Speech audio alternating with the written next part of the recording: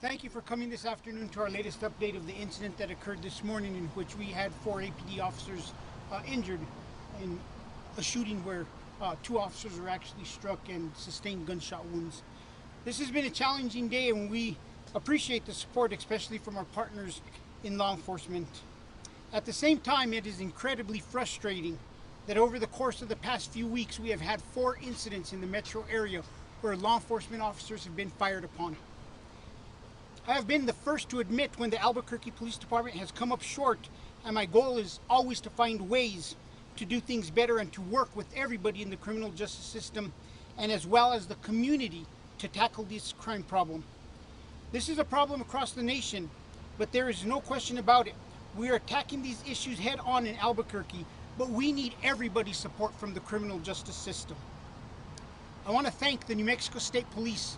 They have been our best partner over the course of the past 4 years and have assisted us nonstop in every time that we have a critical incident, but above all, in the day-to-day activities in helping to curb crime within the city of Albuquerque through our partnership with their auto theft program and other units which frequent the city and help us tackle crime, whether it's traffic issues or other incidents that are occurring. I also want to take this time to say that, once again, I'm going to reiterate, the criminal justice system has to come together. We need all parts of the system working hand in hand. Today, we had law enforcement partners, we had prosecutorial partners from the DA's office, the U.S. Attorney's office, and I'm hoping that we could continue working together to find solutions to some of the problems that are plaguing our community. In the weeks to come, we will be reevaluating what occurred today, who the suspects were, what their history was, and where we could have intervened a little bit better. I said this during the opening statements on the crime initiative for the metro area. We need all sectors to admit where they need more resources, they need more help. That includes prosecutors' offices, but it also includes the courts. Wherever we need assistance to strengthen our system, we must do so. The Albuquerque Police Department was open. Years ago, we stated we needed to get better. The Department of Justice is challenged to do that in many ways in terms of constitutional policing. We ourselves self-evaluated and looked over the course of the past few years, and we're trying to increase the ability for our investigations to put over stronger investigations to lead to stronger cases for individuals to receive stronger sentences when it's necessary. As a community, we have to draw a line in the sand. We can't think that we could assist every single individual. There are some individuals that, quite frankly, probably should stay in jail, and we can't be afraid to say that. We pray for the health of our officers. We have 1 officer who's critically injured, 1 who just went through surgery, and 2 others injured that we still don't know the extent of what their long-term injuries will be. I want to thank the community of Albuquerque for the outpour of support today, and for everything that everybody has done to assist us. Not only was state police here, our partners with the Federal Bureau of Investigation were quick to send resources, both tactically investigative and crime scene processing. The Sheriff of Valencia County called early on, sent resources. Rio Rancho Chief had called within minutes to send resources and to assist us. This is a unity of law enforcement in the metro area. We have to put aside all the things that sometimes we go through every single day and unite first as a law enforcement community and next as a community and strengthen our criminal justice system. Thank you guys for being here today, and I think we're going to turn this over to the mayor.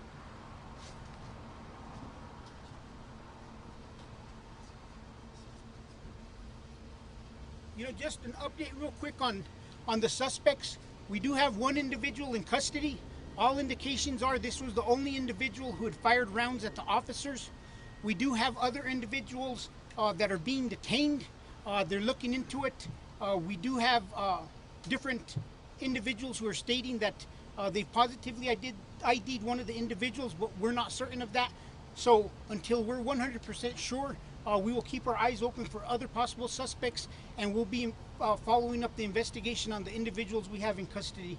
Right now, we don't have any indication that there is any other shooter out in the community from this incident today that the public should be wary of. But of course, if the public sees anything that appears suspicious, please call 242 cops or 911 depending on the situation, and we will get officers out there to review the situation. Thank you.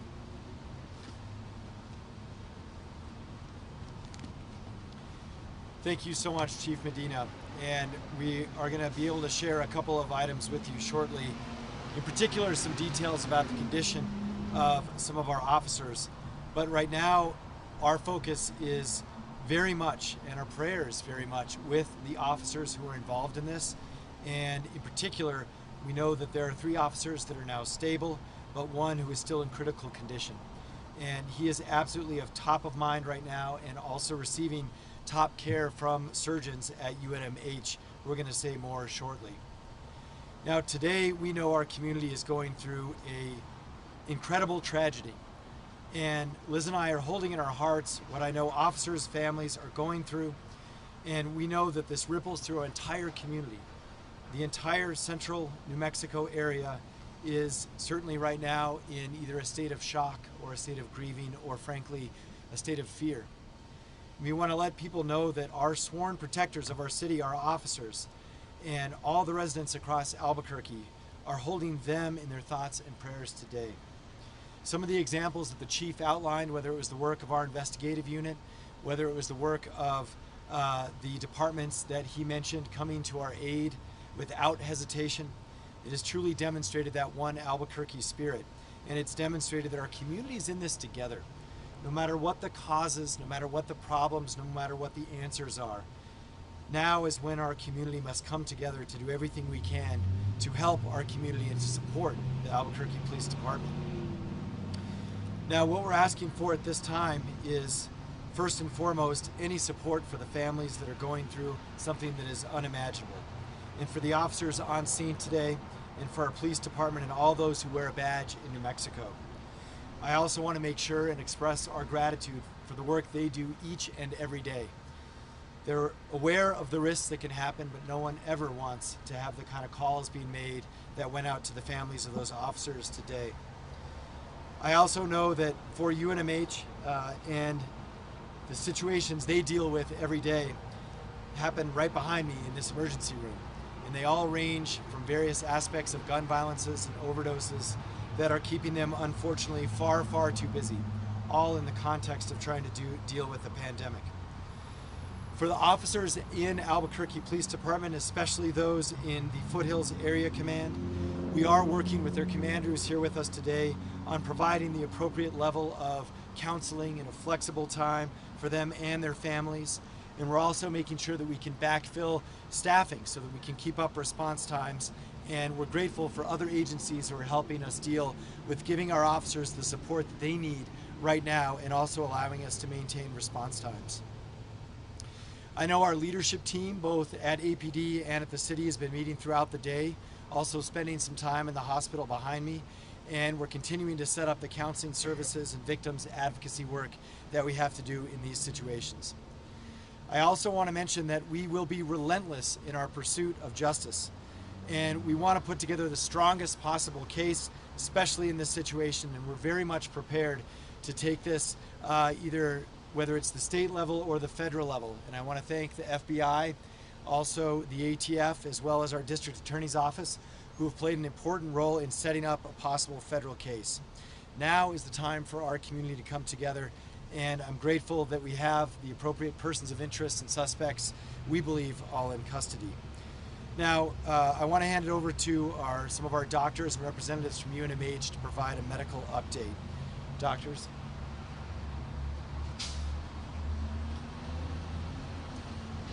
Hello, I'm Sonley West. I'm Trauma Medical Director at UNMH. I'm one of the trauma surgeons. We received 5 gunshot wound victims from the shooting this morning. The first was an officer who was shot at the base of the neck above his bulletproof vest. He was immediately taken to the operating room for emergent exploration where he was stabilized. He is now out of the OR and remains in critical condition. A second officer was shot in the chest but was protected by his bulletproof vest. If he had not had his bulletproof vest on, he would have sustained catastrophic injuries. A third officer was shot in the forearm and was brought to the operating room as well. He was stabilized and is now out of the operating room in stable condition. A fourth officer was received shrapnel injury to the eye. He's in stable condition. We did receive one person who's now in custody, who was treated at UNMH, and he is also in stable condition. I want to say that our thoughts and prayers are with the officers and their families, and we'll keep you up to date.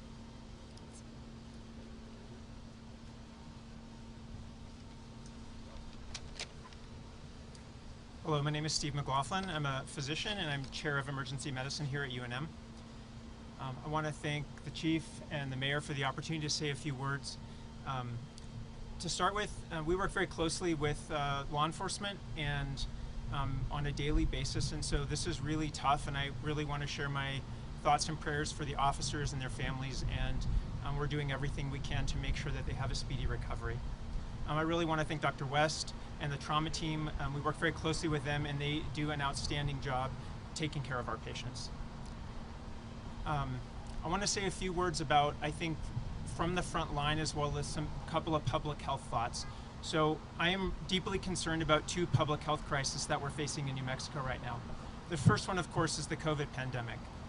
But the second one is this surging violence, especially gun violence, that we're seeing across the country and here in New Mexico. In the emergency department, we see this every single day. Today is another terrible, tragic example of this, at a time when we're still reeling from the death of a 13-year-old student last week. And to highlight this, as I was walking over here about a half hour ago, my pager went off, and we have another gunshot wound victim that's coming into the emergency department and is there right now. So this is something that just continues to be a tragedy that we see every single day in the work that we do. So I've been here at UNM for 20 years. I think the violence has gotten a lot worse over that time. If you look at the numbers in the United States, about 40,000 people a year die from gun violence. Guns are also responsible for over half of the suicide deaths in the United States, which is something we don't always think about.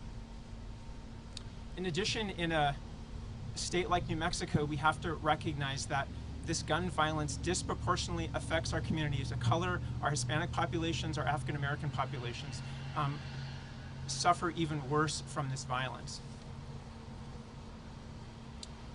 So as the state's only level 1 trauma center, we take care of these patients every day. It's what we're here to do. We want to be here. It is our mission, it is our purpose. But too often this year, these have been victims of gun violence. Gun violence is a public health emergency that we're facing, and I would really ask that we continue to invest in research to understand the causes of this violence in our communities, and that we work together as we are as a community through dialogue and through policy to try to stop this escalating pattern of violence. And lastly, if you own a gun, please be sure it's locked up so it doesn't fall into the hands of your children or somebody else. We all need to do our part to make sure that we're keeping our communities safe. So thank you all. Thanks for the opportunity to be here. I think Gilbert, yeah.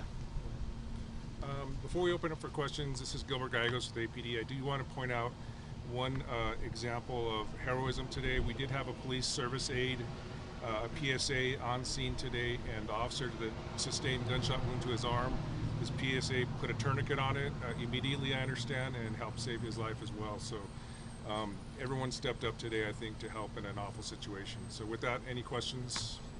Was the suspect shot and injured? Is that why they came to the hospital? Yes, that's accurate. Okay, and we heard there were two suspects. Was the other one not involved, or they didn't fire the gun? All indications we have at this point is one suspect did the firing of the shots. We did have the second suspect who fled the scene. Stated earlier, we have a few people in custody that we're looking at. We did have a witness ID one is positively, but somebody else didn't. So we're trying to filter our way to make sure we have the right people in the custody. There's a separate incident where there may be another individual that's involved that we're trying to look into also to see if that person's, what that person's involved was. So let the motorcycle pass by. But we're still, it's still very active investigation, and we're still trying to get the correct information out. Do we know if this will go federal at this point? We don't know if it will go federal, but myself and the DA had an early conversation. We recognize the weaknesses in our state system. If this possibly could go federal, we wanted federal prosecutors there. We reached out to the U.S. Attorney's Office. They immediately sent us resources to assist us. And if we could possibly get this federal, that's where I'd prefer that it goes. Do you have an update yet on the identities of the officers and the suspect in the shot? We have that information obviously for ourselves, but we're not ready to release that information yet. How about the original call? It was a robbery call. Do we know more about that at this point? It was, the original call was a robbery of an individual, and it was over property. That's all the information we could release on at this time on that. Chief, there's a crash in the East Mountains. Is that related at all? It's a possibility. When I spoke that we have some people in the custody and we're looking into others, that is one of the other factors that we're looking into. We believe that car possibly fled from us in the city of Albuquerque as we're conducting the search, so we're still trying to piece this puzzle together. Chief, you mentioned weaknesses in the system, and you said if we could take this federal, we will do our best to do that. Can you identify some of those weaknesses in our current system? You know, I don't think we need to get into specifics of the weaknesses of the system. I think this is something that we speak about daily. I think the citizens of the city of Albuquerque speak about it daily.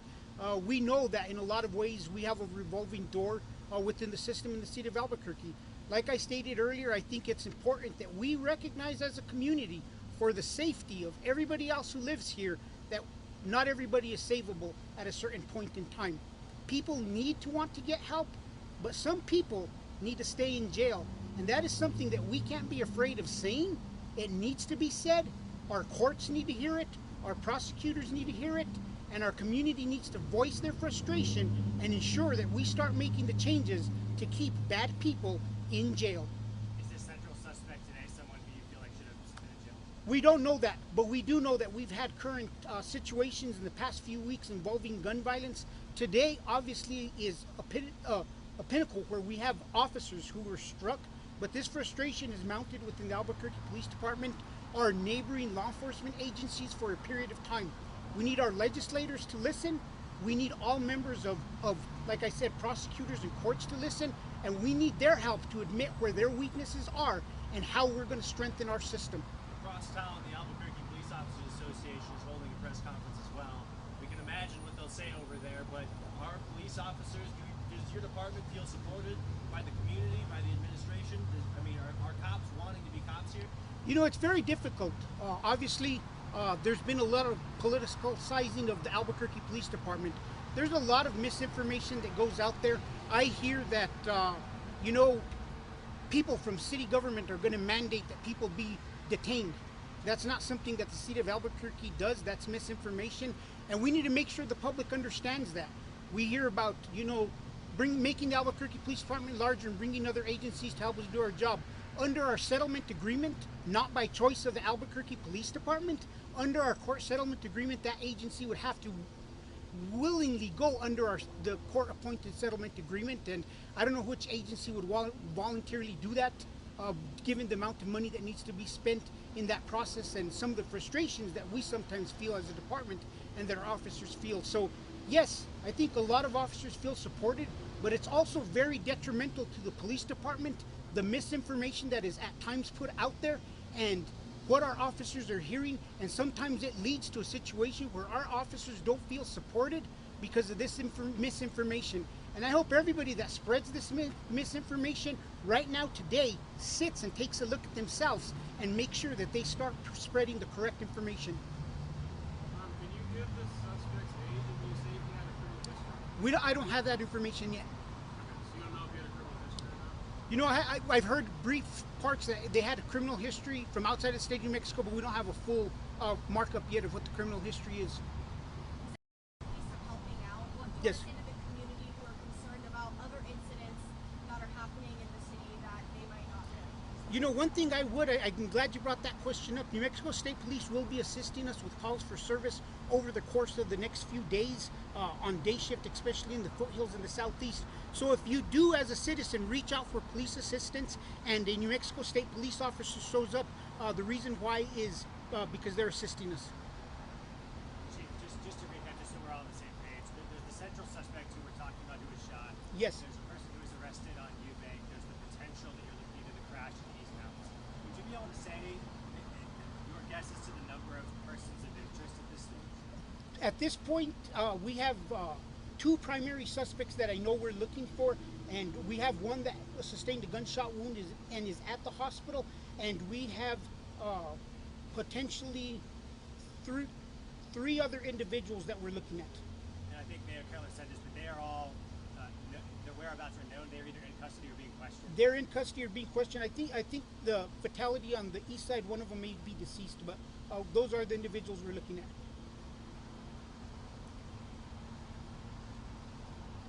Okay, thank you, everybody.